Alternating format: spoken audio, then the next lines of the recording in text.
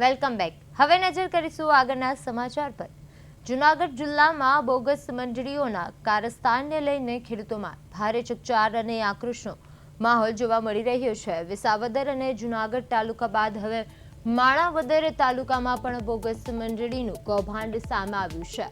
માણાવદરના ઉટડી અને વેકરી ગામના ખેડૂતોએ પોતાની જાણ બહાર જ મંડળીના સભાસદ બનાવી દેવાતા જૂનાગઢ કલેક્ટર કચેરીએ દોડી જઈ ભવ્ય રજૂઆત કરી હતી.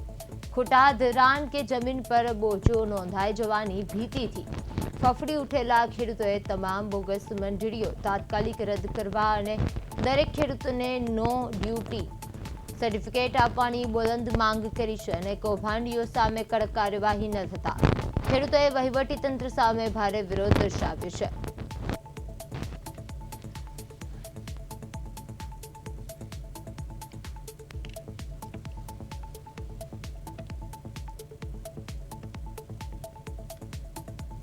અમારા માણાવદર તાલુકાના વેકરી ગામ અને એક જૂથ મંડળી મરમઠ આંબલિયા અને વેકરીને એમ ખેડૂતોના નામે બોગસ બોલે છે. એમાં ખેડૂતોએ સાઇન નથી કરેલી, ખેડૂતોએ ક્યારે સભામાં ગયા નથી અથવા તો જે કોઈ કાર્યવાહીમાં થઈ છે એમાં ક્યાંય ઇન્વોલ્વ નથી.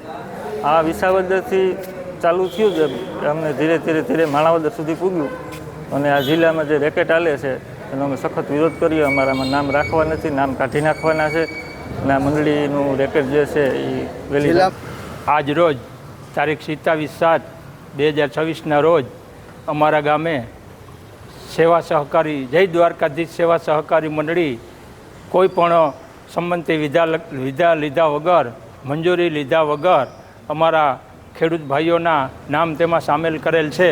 તો તેના વાંધાવસ્તીને હિસાબે અમને કોઈ પણ ફોન કર્યા વગર અથવા તો જાણ કર્યા વગર ખોટી મંડળી ઊભી કરી અને અમારા નામ સામેલ કરેલ છે. તો એ નામ સામેલ કરેલ હોવાથી અમે આજ રોજ કલેક્ટર સાહેબને આવેદનપત્ર આપવા આવેલા છે.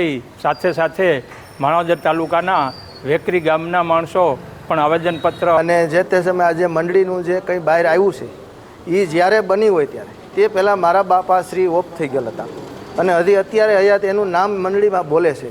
એ માટે હું અહીં કલેક્ટર સાહેબને આવેદનપત્ર આપવા આવ્યો છું.